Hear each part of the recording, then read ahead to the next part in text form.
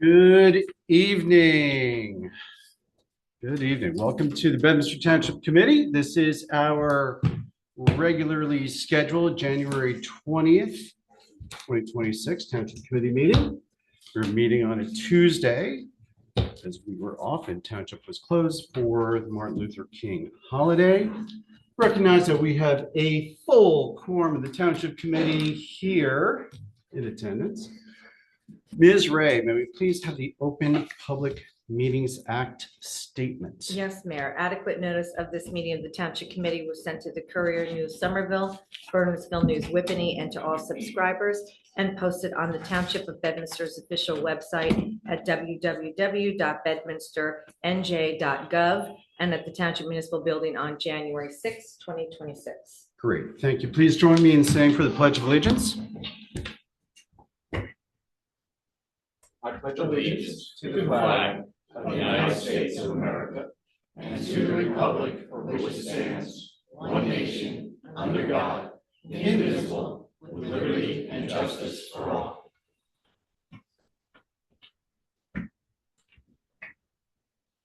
Glad to see everyone in attendance here tonight. This is the time of the meeting that we open up the microphone up in front for public comment. Any member of the public wishing to make a comment, ask a question is entitled to do so. As I say at every meeting, you are not entitled to a dialogue with the Township Committee unless anyone wants to engage. And you're not guaranteed of getting an answer to a question, and you're certainly not guaranteed getting an answer you like. So before any before there are any public comments, we ask that the speaker, you don't have to give your house number, but we ask that you give your street address and your name. Ms. King. Hi, good evening. Hi, good evening. And thank you for allowing this at this committee meeting regularly. I'm Denise King. I live at Foxwood Court in Bedminster. And this evening I'm acting as the vice chair of Bedminster Democratic Committee. We just had a couple of things we wanted to raise to the Township Committee in regards to the ICE enforcement actions that have been going around, as we all have seen on the news. Recently, there have been some locally in Warren, Somerset, and Morristown, and it's reasonable to assume that they may be coming to Bedminster at some point. There was some scuttlebutt that I think something had occurred at Fresh Market recently. I can't validate that. While we understand that we agree that if there are violent criminals and they are illegally in the United States, they should definitely be detained and deported and have their right to habeas corpus. And we would be aware that, hopefully ICE is not targeting legal residents. Unfortunately, the agents who come, as we've all seen, are masked, don't always have warrants, and provide no identification. And oftentimes the uniforms are not what are standard, from at least our understanding. The FBI has warned that groups of men posting as ICE in order to attack and abduct women. There are 3 acts recently that have come to the attention of the governor. Safe Communities Act to protect sensitive locations like schools and health facilities. The Privacy Protection Act to limit collection and sharing of personal information by federal and healthcare entities, and the Immigration Trust Directive, which codifies the 2018 directive that restricts state and county law enforcement from aiding federal immigration authorities unless relevant to an investigation. At this moment, the governor has not signed these into law. We're assuming that if they were go into law, obviously Bedminster would have to follow them as any other municipality. Our immediate concern, though, is for the safety of all of our community. And we don't know, but we are asking if currently there are any policies in place that protect the Bedminster community from ICE actions that are not in accordance with the law. And we really respect and count on our Bedminster Police Department. And we certainly know that they are professionally and highly trained, and they do the right thing. If they have to come and see somebody, they are not masked, they show identification, and they say why they're there. So if we want to know, will there be policies or and again, as you said, Mayor Jacobs, we may not have an answer tonight, but we did want to go on record with these questions. Because if someone comes to, at somebody's door and is banging it down and not using the right, correct law enforcement protocols, we do have a concern because our police department, we understand, is only 22 people. And, they're very good people, but they can't be everywhere. We would encourage the Somerset Hills Public Safety Committee under Mayor Jacobs' leadership to also considering develop some policies to handle this for the upcoming future. We believe for public safety, the time is to develop plans now. So we thank you for your consideration. Thank you, Ms. King. Thank you for those comments. Any other public comments? And there are some other folks out here. So I'd like to address any further public comments in furtherance of this issue.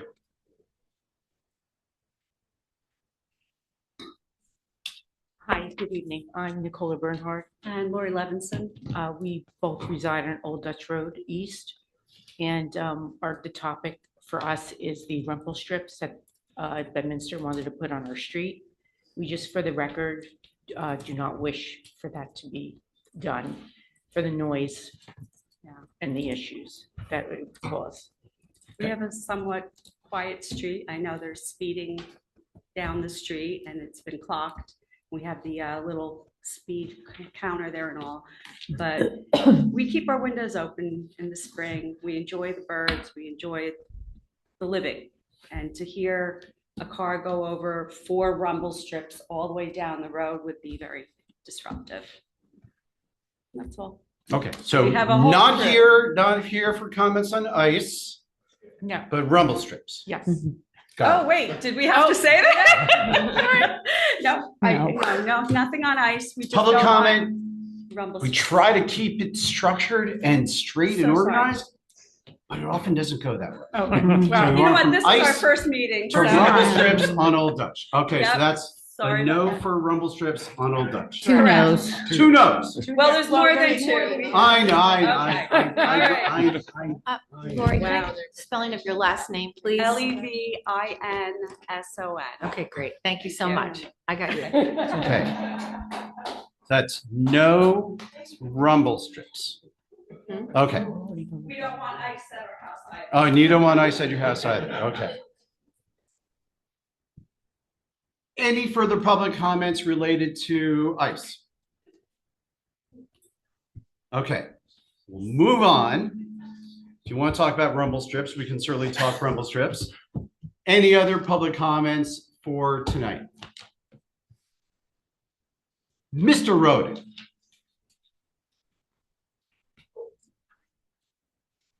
Come on up. Good evening. Good My name evening. is Michael Roden. I live off of Mount Prospect on Spencer Lane in Pluckman. My mailing address is Bedminster, but we live in Pluckman in the hills, the lower section of the hills. We live in Pluckman. Anyway, I'm here tonight on behalf of the dog parks. There was a solicitation of bids that went out for the Burnt Mills Dog Park. It's rather interesting. It's rather boring.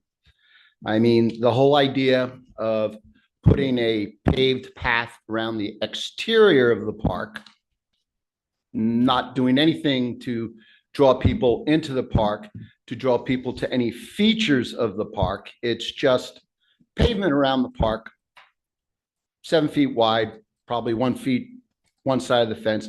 I walked around River Road Park today. You know, it's really nice to look at River Road Park in the snow. You can see where the traffic is. I did have to walk out in the snow, pick up some poop, and I followed the path back because there is somewhat of a path being developed around the outside edge. There are a couple people who come in and, you know, prefer to walk around the outside edge than stand around. But when you analyze it and you look at the snowpack, most people come in and stand straight forward or go over towards seating, but it's a little cold to sit down at this point. But my main objection to the Burnt Mills Park is a 6-foot high fence. It's ridiculous. 6-foot high fence goes for a kennel. 6-foot high fence goes for a dog park that's going to bury the fence 6 to 12 inches underground to keep dogs from burrowing. I mean, I can understand the idea of putting a path around the park at path around the park. Yeah, so the path around the park is like it's like $50,000, $40,000. 6-foot fence, it's got to be more expensive than a 5-foot fence. I have some pictures here. I know you kind of like pictures, but this is me, if I may. Come on up. Sure. I mean, this is me standing by a 6-foot fence. Thanks.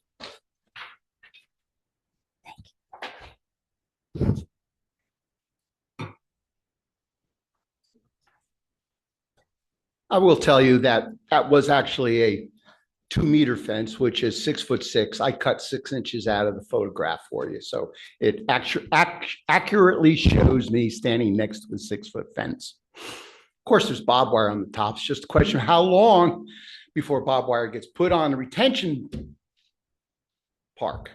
I mean, 6-foot fence, pavement all the way around the outside. It's a dog detainment facility. It's a kennel. Maybe people will be put there when they start protesting over by the library this summer. Seems like a great place to, corral people and manage them. I am 100% against a 6-foot fence.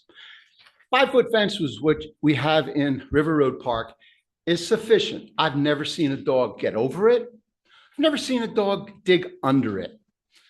I think there's a lot of money going into that park just for fencing and for corralling animals. I just find it very, very objectionable. I am happy to see that the 2 bidders that bid ended up being over and above what you budget for this portion of the park.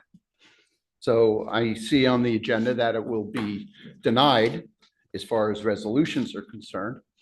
And I heard that, they're going to go out for bid again with the same thing. I don't really quite understand it because when the grant for that park was written, it specifically listed soil. We sat here, we talked about the park. I heard Kevin Murray say, yeah, it doesn't drain well there and it dries out fast there because it's all on shale. I don't know how you're going to build a dog park there that gets heavy 4-legged foot traffic without building up the soil. You're going to aerate the soil. You're going to seed the soil. And you're going to use the soil that's there. And there's no water. You want to look at what a good dog park is. The second item on the list is water. We know we're not getting water out in Burnt Mills Park because there's no public water out there. You're going to have to drill a well and all that. And then you're going to have to provide electric and, getting water in that park. I don't see it. Getting water at River Road, yeah, that's feasible. I mean, we're going to have lots of water over at the community garden. So, Mr. Roden, you don't like the 6-foot high fence and you want water. Oh, I always Okay, want. so I'd like just- water. We've- Either or. Yes. We do have a 3-minute limit on public comment, so you're hitting that wall. 5-foot fence, water, soil. And proper paths, not a raceway around the outside of the park to keep a dog from burrowing underneath. All your rules and regulations say you have to be there, you have to watch your dog, you can't have more than 3 dogs. I mean, you already have rules and regulations that deal with this. We have not seen any problems with dogs burrowing underneath. Yeah, there's some low areas there, because the ground wasn't quite leveled out and whatnot when they built River Road Park. But the fact is that it's an overkill for a park. The other issue with the diagram that's out there is the common fence in between the 2 parks. If you've been to the dog park, certain dogs have an issue with the fence and they just bark through it and they go crazy. You open up the gate, let them in, and they ignore each other. They don't even, care. But they will run along a fence line and bark like mad at each other, like they're going to kill each other. Putting a fence line straight down the middle where when both parks are being used, it's going to be disastrous when you have two dogs racing back and forth constantly that people have to go over there and try to break their dog up from clawing at the fence. I find that, this whole scheme for Burnt Mills Dog Park is lacking, totally lacking. Thank you for your comments, Mr. Roden. Thank you.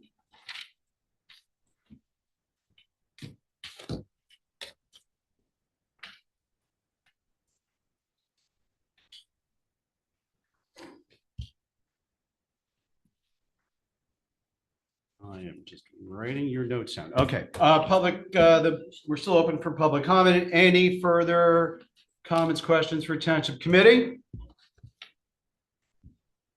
Seeing none, we'll proceed with the rest of the meeting. Chief, I do want to just raise an issue. There is current directives out of the AG's office that remain in effect regarding ICE enforcement. The immigrant trust directive, yeah, it was operational since 2019. Still in effect. Still in effect. Okay, thank you. Next on the agenda, we have a proclamation for the 175th anniversary of the Buckman Presbyterian Church. And we put together a proclamation. Pastor Ricken, if you want to come on up, we'll read it into the record. And we have yeah, you can. So we're going to put this into the record right now.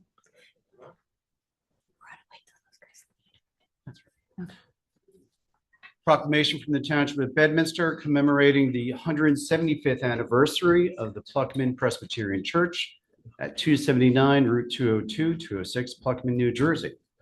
Whereas the Pluckman Presbyterian Church, located in the village of Bedminster, within the village of Pluckman, within Bedminster Township, Somerset County, has served the community as a place of worship, fellowship, and service for generations. And whereas the Pluckman Presbyterian Church traces its origins back to approximately 1720, when early congregates from Holland, Ireland, Scotland, and Germany gathered in homes and in a log church on the mountainside in the area once known as Raritan in the Hills, about a mile east of the present site. And whereas in 1758, the first church was built on the present site in Pluckman Village, known as St. Paul's, and barely survived the American Revolution, which in 1776 brought raids by British troops and General George Washington's army to the area. And whereas in 1850, the growing community received approvals from the Presbytery of Elizabethtown to form a local Presbyterian church, and the cornerstone was laid in 1851, making the official founding of the Pluckman Presbyterian Church, whose membership flourished and continues today with approximately 175 members. And whereas for nearly 2 centuries, the Pluckman Presbyterian Church has been a gathering place for worship, service, and care for neighbors, and the congregation has walked alongside the community through seasons of growth, challenge, and change. Now, therefore, be proclaimed by the Township Committee of the Township of Bedminster, County of Somerset, State of New Jersey, does hereby recognize the Pluckman Presbyterian Church and commemorate the 175th anniversary of the Pluckman Presbyterian Church, honoring its historic significance, enduring faith, long-standing service to the community, and celebrating its legacy for generations past, present, and future.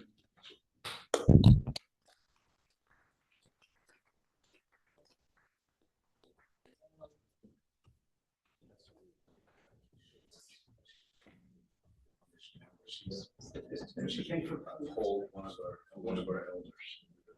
Thank you. The church is doing great things. We're so proud of They say it. The 175th anniversary. this anniversary for the nation as well. We're very pleased to be able to celebrate alongside you all. And just want to let everyone know that Bedminster and Presbyterian Church are coordinating on America 250.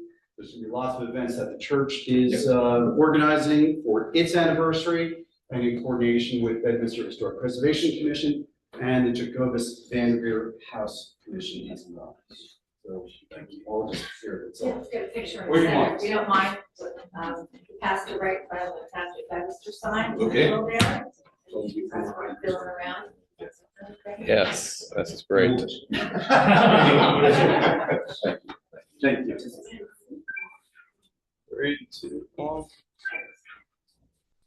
Perfect. Great. Thank you so much. Thank you so much. Congratulations. Congratulations. Thank you so much.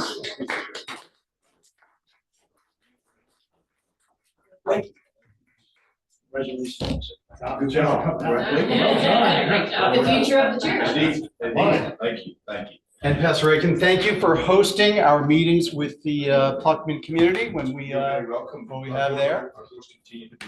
Great. And we will be there. We will be there again shortly. Thank you very much. Thank you. Thank you. We do have 2 sets of meeting minutes to review and approve. December 29, 2025, Township Committee meeting at 8:30 a.m., our end of year bill signing meeting, and January 5th, 2026, our reorganization meeting. Any comments or questions regarding the minutes? If none, take a motion to approve. So moved.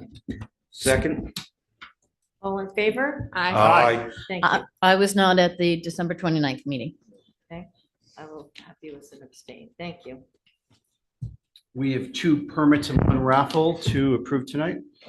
First, a social fair permit to benefit the American Cancer Society on April 20, 2026, from 8 a.m. to 4 p.m. at Hamilton Farms Golf Club, and a social fair permit to benefit Seton Hall Preparatory School on May 11, 2026, from 11:30 a.m. to 7 p.m. at Fiddler's Elbow Country Club. We also have an on-premise 50/50 raffle to benefit Justin G. Model Memorial Foundation on April 2026, from 10 a.m. to 7:30 p.m. at Fiddler's Elbow Country Club. Any comments or questions regarding the permits raffles? Take a motion to approve. So moved. Second. All in favor? Aye. Thank you. Monthly report discussion by subcommittee chair. Committeeman Rosen, we'll start with you. And once again, condolences on your loss. Thank you. Thank you, Mayor. The rec committee is currently meeting as we speak, going over, first of all, reorganizing and setting an agenda for upcoming events this year. Amongst them, the Easter egg hunt, or as I like to call it, 60 Seconds of Mayhem, Saturday, April 4th. The farmers market opens Memorial Day weekend. Fall Fest is set for Saturday, October 10th. The Bryce Rosen Memorial 5K is going to be a turkey trot on Thanksgiving this year. And as was mentioned before, the initial bid for the Burnt Mills Dog Park, it's going to be going out for bid again. And construction continues on the community garden. I don't know if the frozen ground is going to help move it along, but it is ongoing. So Jason, to see that the shed is up for the garden, any, as Committeeman Rosen mentioned, do we anticipate delays with the weather? Yeah, they still got to do some site work with the hospital, see.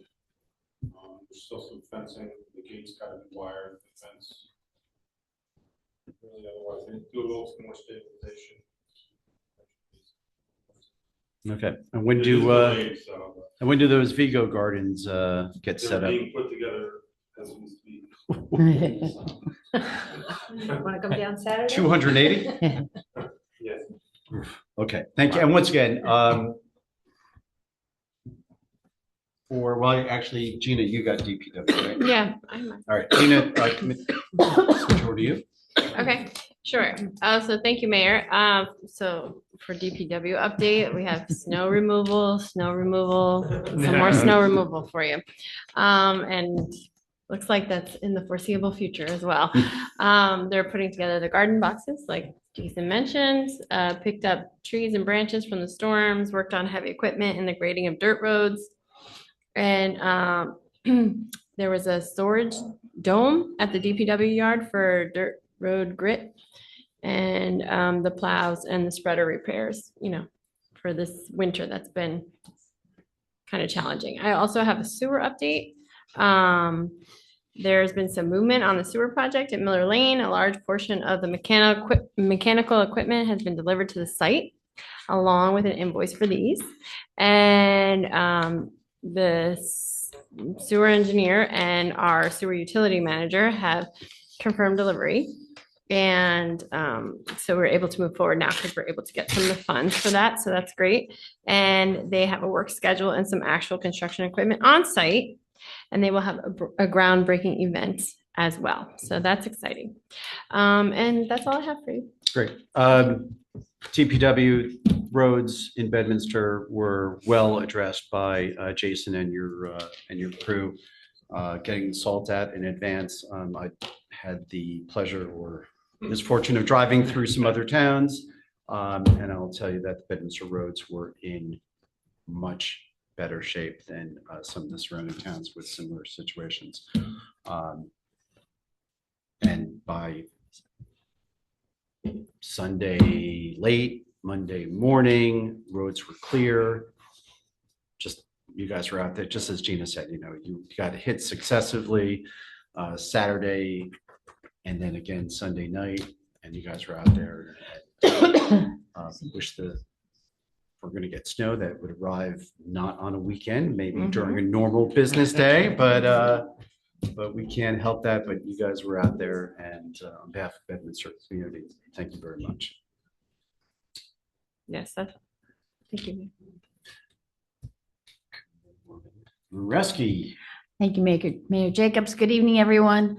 So I'm going to keep Jason on the hot seat because I'm going to start my updates with our Environmental Commission, where we actually canceled the meeting, the first meeting of the month, because we had reorg just like 2 days before. However, on January 10th, we had the styrofoam recycling day, and I heard it went really, really well. I was not able to attend, but Jason, you guys were there. Can you let us know? Better than I thought. I was surprised about the outcome. It really was. I was out there later that morning, and Dawn March, the chair of the Environmental Commission, Yep. Came up to me, and I expected "I told you so" because I was a doubter that there really was that much styrofoam that was still in use. But I believe there was a pile of about 20 bags that had been collected. It filled Witt's little pickup. I mean, it's a little pickup, but it filled. Oh, did he really? Yeah, that's good. Great turnout. Great job in getting the word out to recycle styrofoam, and great to see the Bedminster community getting out there. So instead of it going to landfills or other situations, that there's a recycling program and that we're able to get it down there. So thank you to Dawn, and thank you to Liz First, who absolutely championed this issue to the EC. And for me and any other doubters, we were proven wrong that there's enough styrofoam and enough interest in recycling the styrofoam to run that program. Yep. So they will be discussing it, and that was a pilot program. They were just planning on the one, but now that they see how much interest, they'll see what they can do about maybe scheduling another time during the year, or a couple, set it up on a regular basis. We'll see what happens, but that was good that people showed up. Next, Jacobus Vanderveer. We have a meeting tomorrow, but I did want to pass this information out on the legacy of Middlebrook. It's a program that's done every year at Raritan Valley Community College. I'm sure I mention it every year. But this year's really exciting. We have John Seidel, who's one of the gentlemen who helped with the original Pluck 'em and Dig, who has lots of bits and pieces from the cantonment He's going to be there doing a lecture on the legacy of the Pluckerman Artillery Camp. There is a small fee for everybody. Veterans get a deal, students get a deal, and there's a live streaming option. But that will be Saturday, March 14th from 9 a.m. to 3:30 p.m. And I have the information up here for whoever wants it. Historic Preservation met last week.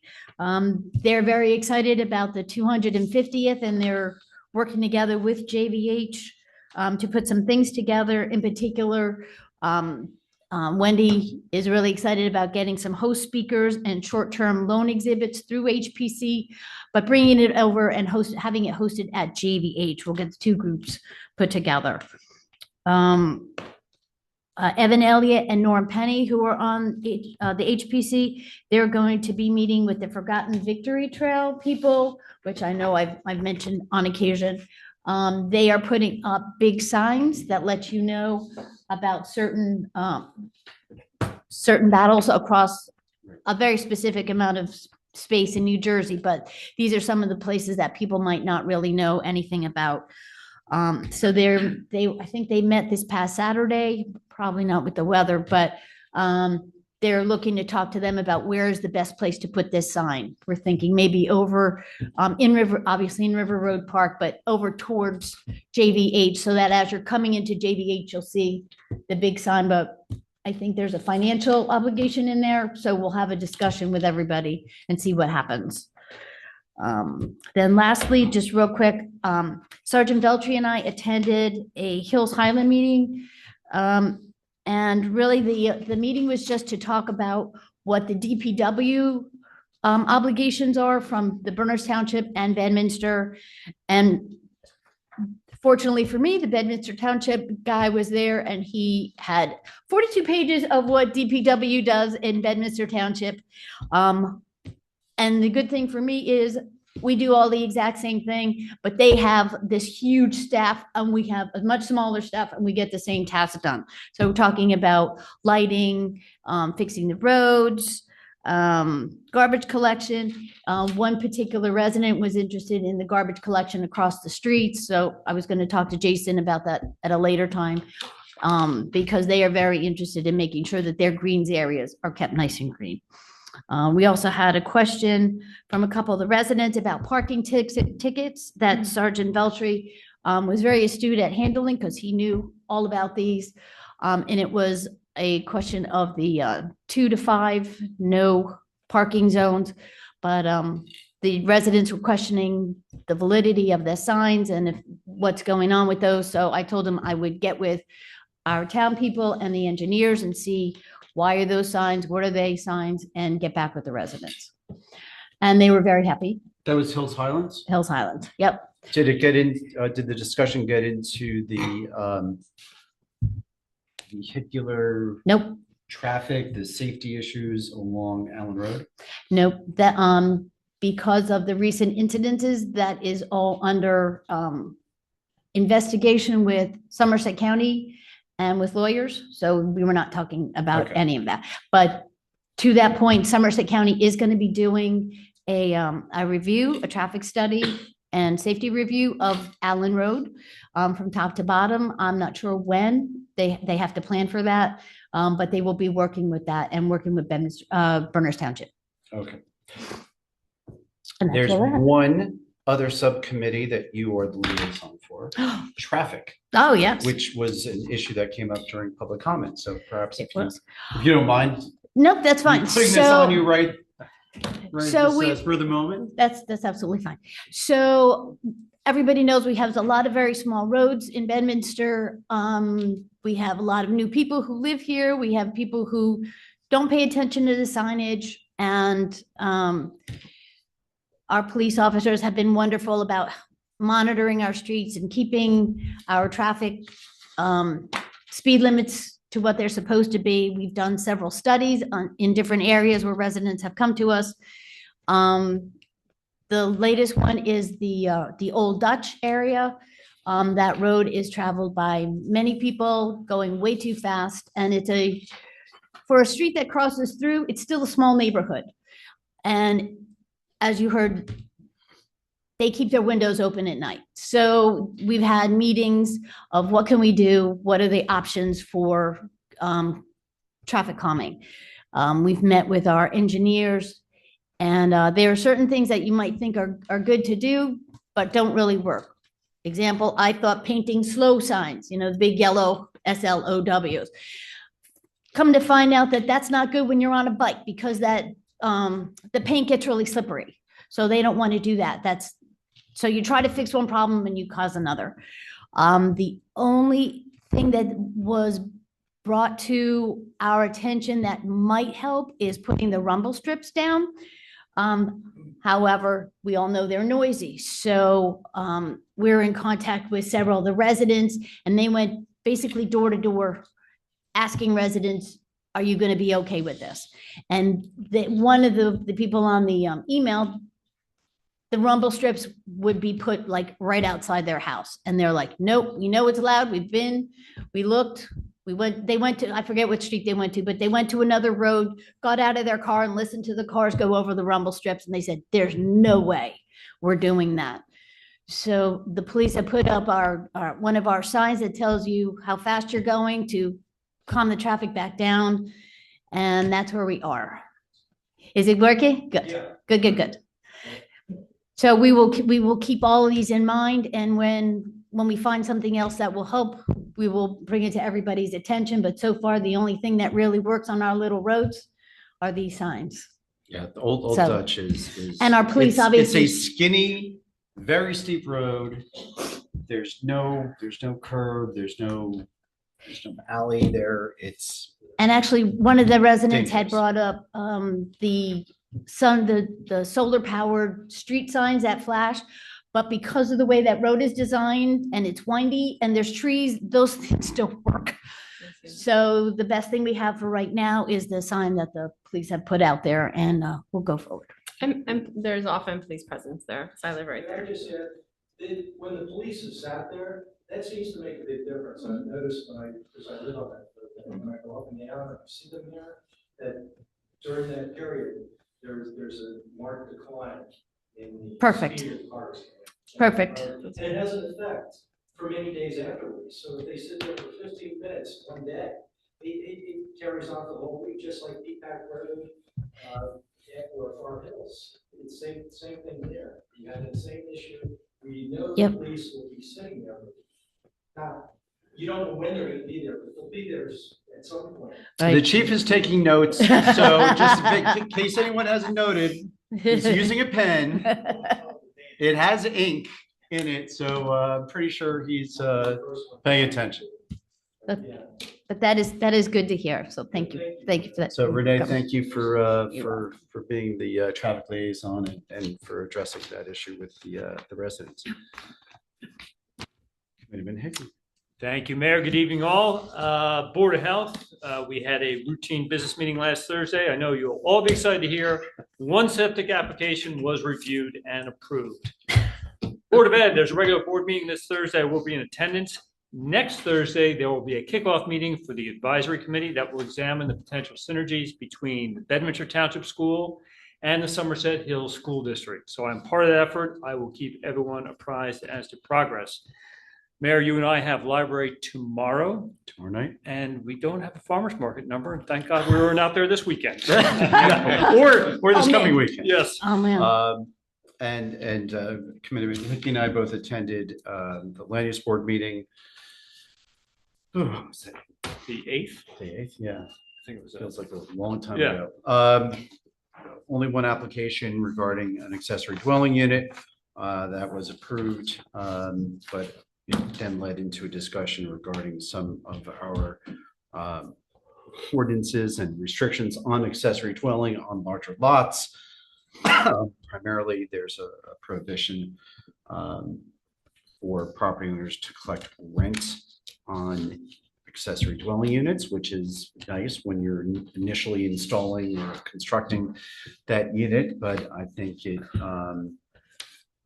not realistic that you may put your parents, your mother, your father, son into that situation. They may leave, and then you have an accessory dwelling unit I think it's impractical to have that no rent obligation in there. So there's a couple of things that we've pushed back to our planner and our engineer regarding revisiting some of our zoning restrictions and see where it goes, but it may end up in new zoning ordinances before the Township Committee. And we'll discuss those as they are generated. And that's really what I have for my administrators. I'm sorry, for my subcommittee reports. Ms. Ray. You can do mine. Well, I said you could do my report. No, it's yours. Okay, just got a lot of stuff going on at the end of the year. Annual reorganization meeting, we just held that on January 5th, where we, Tom King Jr. administered the oath of office for re-elected committeewoman Gina Fernandez and newly elected committeeman Bill Rosen, and Mayor Jacobs, who was elected by his peers to serve another term as mayor. Judge House administered the oath of office to all township volunteer committees and commissions. And for those of you who have missed it, you can swing by the township offices and Caitlin and myself can administer the oath of office. Public notice policy, Bedminster Township is in fully compliant with the new laws that were signed by Governor Murphy back in June. Right now, it's status quo for legal publications through March 1st. We continue with business as usual, posting, sending our notices to the newspaper. But going forward, we are going to be, well, we have January 1st, we created a new web page and a document container on our website entitled Public Notices, which is accessible from the home page. So not only are we, everything's online going forward as of March 1st, okay? Somerset Hills Public Safety Meeting, we had one of those back last week, Thursday, December 15th, where I attended with Mayor Jacobs. The group welcomed newly elected Burners Township Mayor Anna Duarte McCarthy. Discuss JCP&L outages, crime rates, and resident scams. Turning to the budget, Derek Macchia and myself have been meeting with department heads regarding their 2026 budget requests in preparation for our first budget meeting, which is this Monday, 7 o'clock. We'll be discussing emergency services capital requests. So that's going to kick it off for us this year. Burnt Mills Dog Park bid opening. I attended that on January 15th. There were 2 bidders. The bid tabulation, as always, is posted on our website for anybody who's interested. And there's a resolution on the agenda later for consideration by the Township Committee regarding the dog park. January 15th, we had also was the 4th quarter safety meeting. And affordable housing, I attended a teams meeting with the DCA regarding the new affordable housing trust reporting guidelines that are coming up due February 15th. And last but not least, IT, Elliot, I think, is still here. Effective January 19th, the township officially moved all email communications over. So our domain name is now bedminsternj.gov. So all of our emails are first initial, last name, so rray@bedminsternj.gov. And the police department also has implemented their emails the same way. It's bedminsternj.gov. So just, Elliot, if you can just shout out from the back, what is the transition period? How long will .us remain in effect? Right now, we're guaranteeing at least 6 months so that we can have all the emails still coming in, and then we'll reevaluate for them by talking to Robin and do that if you think we need to extend it. Okay, great. Thank We have a you. notice on the homepage of our website, big and bold. Right, but we have to take advantage of every opportunity we have to get that word out. Jake, so if you could make a note of that, we're switching from .us to bedminsternj.gov. That concludes my report. That concludes. So there's one thing that I missed. It was actually a text I received this afternoon from Robert Field. So Robert Field, Deputy Chief of Staff to Governor Murphy. He's been our municipal liaison going back to COVID debriefs. from the governor's office. And Rob sent me a copy of a letter that he left with who's ever going to be taking his place at his spot at the governor's office. And he just wanted to share it with me, what he left. And so I'm just going to read it into the record. To the person who will work at this desk. His handwriting is not great, so just gotta bear with me. First off, congratulations on being selected to work in the office of the governor for the state of New Jersey. Working in that office is a privilege reserved for once in a lifetime. You will face highs and lows, challenges, and great opportunities.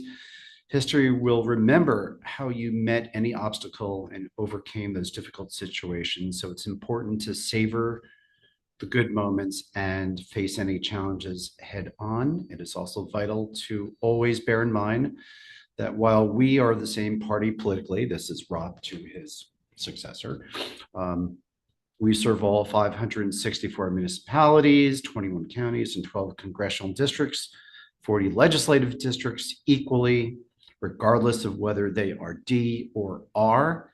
At the end of the day, we are public servants for all of New Jersey. Embrace everything that comes with the role and enjoy it. Don't take it for granted, because one day it'll be gone. So cherish the moment, serve with honor, and I sincerely wish you and Governor Sherrill my best. Robert M. Field, Deputy Chief of Staff to Governor Murphy. So we just want to say it's been a pleasure working with Rob Field for the last, well, since I've been mayor. He's always been there for us, whether it's a snowstorm, rain event, wind event, or any other matters of urgency. And it may not have been of urgency to us, but Rob would always reach out to see how we're doing, if there's anything that the governor's office could help us with. We very rarely took advantage of that because we handled those things well by ourselves, but it was always great to talk to Rob and just bounce ideas off of. And we'll miss him and look forward to whoever our new liaison is going to be.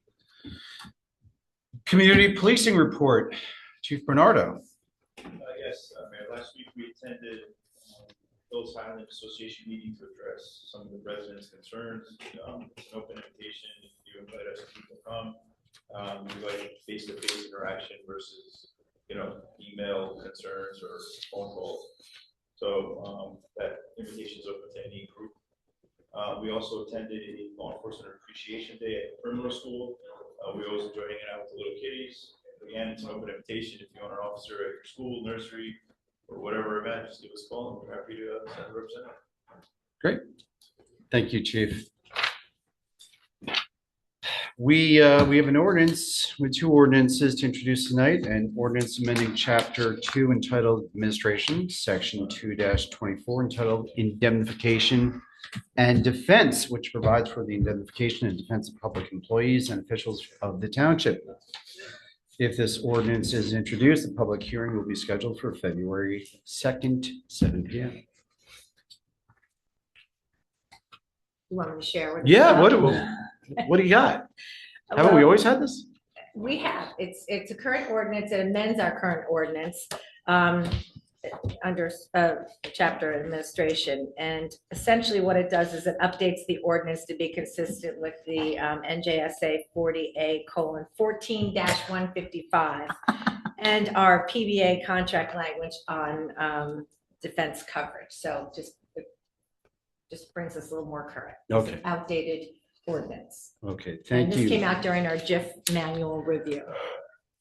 And the second ordinance for introduction tonight is ordinance number 2025-002, an ordinance to exceed the municipal budget appropriation limits and to establish a cap bank. And if introduced tonight, the public hearing will be scheduled for February 2nd, 2026. That's routine. That's a routine. It's a routine. We do establish it around every the time of year. budget, correct. Not that we're going to exceed. the appropriation limits, but just in case we do, we need to have the ordinance in place. So any questions or comments regarding the introduction of these two ordinances? Do you want us to take them individually? Yes, they should. need to be individual. Okay, thank you, John. First is ordinance 2026-001. Take a motion to introduce. So moved. Second. Roll call vote, please. Committeeman Hickey. Aye. Committeewoman Moreski. Aye. Committeewoman Fernandez. Aye. Committeeman Rosen. Aye. And Mayor Jacobs. Aye. The Thank public hearing for ordinance 2026-001 will be February 2nd, 7 PM in these chambers. Next is ordinance number 2026. The agenda may say 25, but it's 2026-002. This is the authorization to exceed the appropriation limits. Take a motion to introduce. So moved. Second. Roll call vote again, please. Committeeman Hickey. Aye. Committeewoman Moreski. Aye. Committeewoman Fernandez. Aye. Committeeman Rosen. Aye. And Mayor Jacobs. Aye. Thank you. The public hearing for ordinance 2026 will be February 2nd, 2026, 7 PM at these chambers. We do not have any public hearing of ordinances. So next is the items on the consent agenda. These are items of a routine nature. Any member of Township Committee may pull one, some, or all off for individual consideration. We have 1, 2, 3, 4, 5, 6, 7 items on the consent agenda. Take a motion. If there's no one interested in discussing them individually, take a motion to approve the items on the consent agenda. So moved. Second. Roll call vote, please. Committeeman Hickey. Aye. Committeewoman Moreski. Aye. Committeewoman Fernandez. Aye. Committeeman Rosen. Aye. And Mayor Jacobs. Aye. Thank you. There are 3 resolutions for individual consideration. The first is resolution 2026-031. Appoints municipal housing liaison to administer Bedminster's affordable housing program. Robin, you just want to walk us through this? Sure, unless I could do Attorney it. Bellardo, sure. Under the new 599 NJAC regulations that were issued on December 13th, 2025, municipalities are required on an annual basis to designate a municipal housing liaison. We are doing that tonight. You might also note that in one of the clauses, it indicates that we will follow the state regulations regarding municipal housing liaison requirements. Ms. Ray is our municipal housing liaison, among many other hats that she wears. And there are training courses. I guess they're underway or will be underway. Will be on their way. And this is also a document that we will be filing with the court, among numerous other ordinances and resolutions, by March 15th of this year, so we can turn our conditional compliance certification issued by Judge William Menon on December 17th into a final compliance certification. Stay tuned. Drafts of other ordinances and resolutions have been sent to Fair Share Housing Center as required by Judge Menon's ordinance, and I'm working with both Ms. Ray and Janine DeLeon to ensure that everything is passed in a timely fashion, including the scheduling of a special land use board meeting. I believe, Robin, that's going to be on February 26th. And at that time, the First Amendment to the housing element and fair share plan will be adopted, and the ordinance amending our development fee ordinance and affordable housing ordinances that we're introducing on February 17th will be referred over to the board so that we can get a consistency report back by March 2nd to pass that. So everything is moving along in rapid and coherent fashion.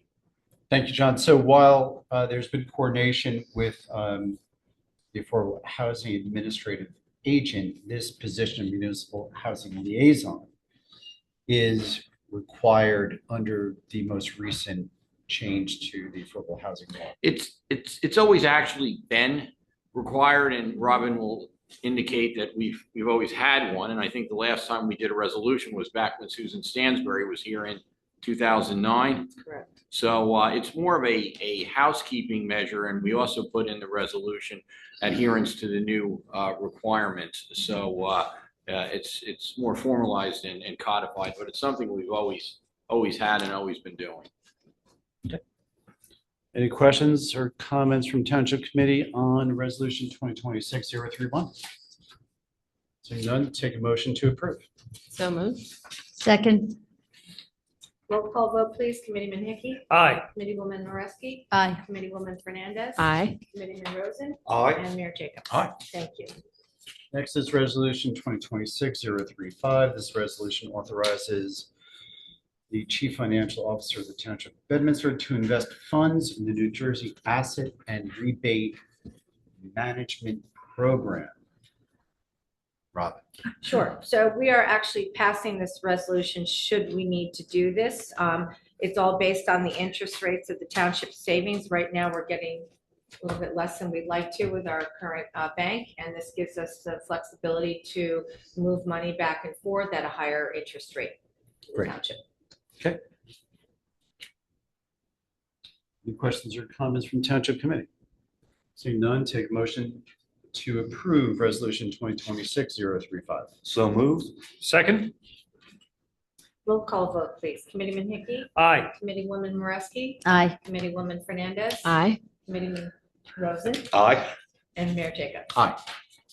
And next, Resolution 2026-036. This resolution is to reject all bids received on January 15, 2026 for the Burnt Mills Dog Park and asphalt sidewalk construction and installation due to the amount exceeding the estimated budget for this project.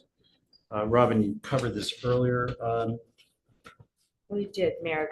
Wasn't there also one of the bidders was deemed not qualified? There was a minor error in their calculation. I believe it was off by 1 or 2 cents. It was minimal. Okay. That didn't really cause. But it that to did be- not. Right, but the reason for the recommendation by the engineer was that the bids came in over budget. Okay. significantly over budget. So which raises or begs the question, what next? So we would have to go back out to re-advertise a new bid process, just like we did with the community garden. We went through that twice, so we're poised to do that next week. Was the expectation that there weren't enough bidders? So there were 7 packages that were picked up from the engineer's office, but only 2 put bids in. Okay. So what's the anticipation for the rebid process? Well, hopefully, they reach out to contractors, their bevy of contractors, and say, hey, this bid is available to bid on. So hopefully we'll get more bidders for the project. And Jason, this project is beyond the scope, not that we want to put more onto DPW. Yeah, pretty much right now. To be honest. The bids were higher than the anticipated budget, and the anticipated budget was created by the engineer. The engineer developed the budget estimate, yes. Okay. It's not usual for Paul to be exceeded. Right. All right, any further questions or comments regarding the resolution to reject the bids for the Burnt Mills Dog Park? Seeing none, take a motion to approve Resolution 2026-036. So moved. Second. Roll call vote, please. Committeeman Hickey. Aye. Committeewoman Moreski. Aye. Committeewoman Fernandez. Aye. Committeeman Rosen. Aye. And Mayor Jacobs. Aye. Thank you. I'll take a motion to approve the bill list pending review of individual invoices. So moved. Second. And last roll call vote of the evening. Committeeman Hickey. Aye. Committeewoman Moreski. Aye. Committeewoman Fernandez. Aye. Committeeman Rosen. Aye. And Mayor Jacobs. Aye. Any matters that the Township Committee wants to put up for discussion under new business? You don't have to. No. Okay. Old business. Utilities. Committeeman Hickey. You know, with JCP&L, no news is good news, but we have news. We did have an outage impacting the Hills Village North area on Saturday, the 10th. It started a little after 4 p.m. and lasted for about 3.5 hours. The cause was a tree down near Tar Heel Kennels that impacted the PPAC circuit coming down 206. You may ask yourself, how did we get here? JCP&L just invested a bunch of money in the infrastructure here and gave us a big presentation and assured us that the network would be more resilient. What happened? And yes, there are many outages where the system of switches and reclosures they just installed will automatically restore power within 90 seconds. This wasn't one of them. I will spare you all the nerdo details, but based on the exact location of the fault, the system couldn't restore itself automatically, but power could have been restored manually within the hour. That didn't happen either. Tech 101 says you can build it, but they might not come, particularly if they don't know about it. In this case, the crew responding to the outage was unaware that a flip of the proverbial switch, or in this case, the real switch, sitting alongside the highway would have restored the power almost instantly. So that would have been the switch on 206 rather than inside the hills. It depends.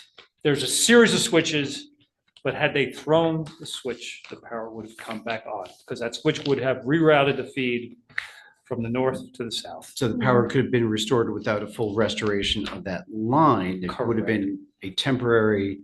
Correct. Cut over, then they could have fixed the line and then cut the cut customers back over.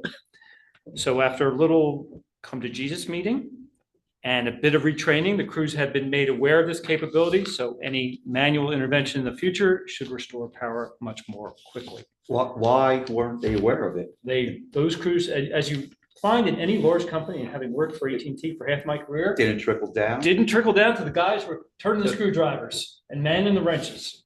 And it's, you know, in some cases I'm surprised, in others I am not. But I have been assured that problem has now been resolved. We'll wait and see. So, Okay.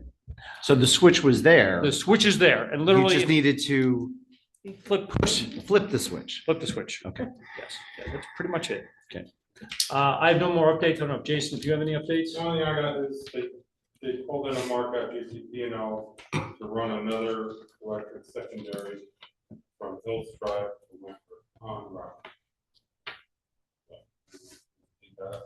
They might be. They're also running primaries in Stone Run right now as well. I mean, in a lot of cases, they're looking at the underground cabling that's been sitting there for 30 plus 40 years, realizing it needs to be replaced proactively. So they are doing digging right now to replace those lines. So that's a good sign as well.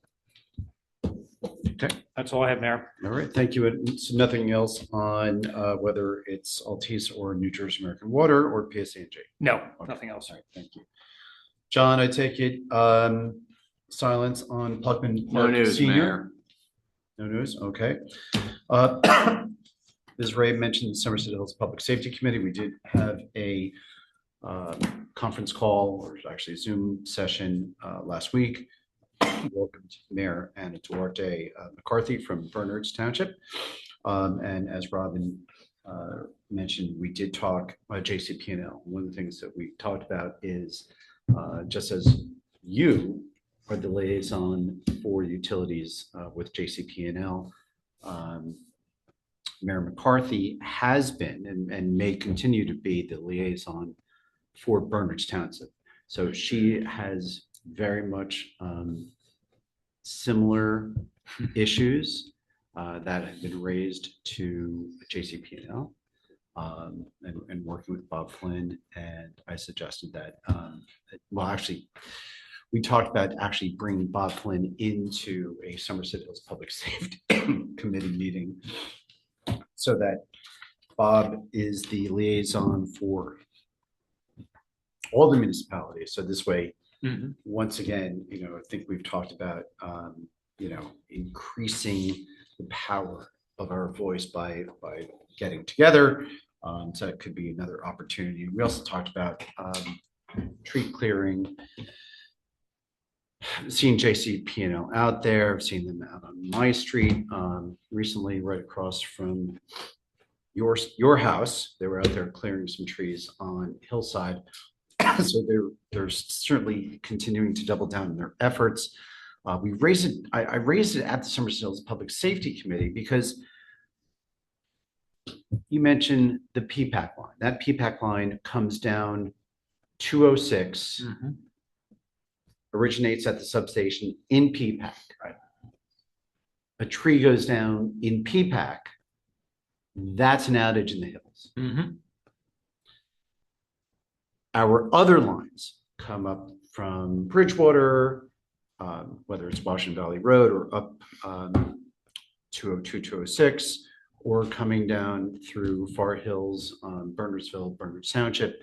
So the tree could go down in Bedminster, impact Far Hills residents. A tree could go down in Bernards, and once again, impact both Bernards and Bedminster residents. So this is not just, hey, we take care of our own by taking trees down in Bedminster or supporting our residents in granting access to JCP&L, but it also extends to the other municipalities. So the mayors all agreed that this is something that we should push down to the residents. And really, you know, we love trees. We all love trees while we live out here, but we also recognize that the trees that are in close proximity to electric lines inevitably will lead to damage and to an outage. So we still need to get that message out there. On the Public Safety Committee, our next call is next month, right? It's the third Thursday, In February. correct? And so Denise, I have an email version of your statement. And as you requested in your statement, I will distribute that to the other mayors in the Somerset Hills Public Safety Committee. So I don't know that anything's going to come of it, but I will make that distribution. That's all we got for old business. So we do not have an executive session tonight. So we will run through Township Committee comments and we will adjourn for the evening. Committeeman Rosen. Kudos to Jason and his staff for what's been a miserable winter so far, and looks like another miserable weekend. But good job, keep it up. And in addition to the snow, the temperatures are going to be brutal. Stay safe, stay warm. Committeewoman Fernandez. Yes, I'd just like to reiterate, thank you to Jason and the crew for keeping our roads clean and our residents safe during the snowstorms. And I just want to thank all of our residents who come out and vocalize their opinions and their needs and their wants. It's always great to hear from our residents. Committeewoman Mareski.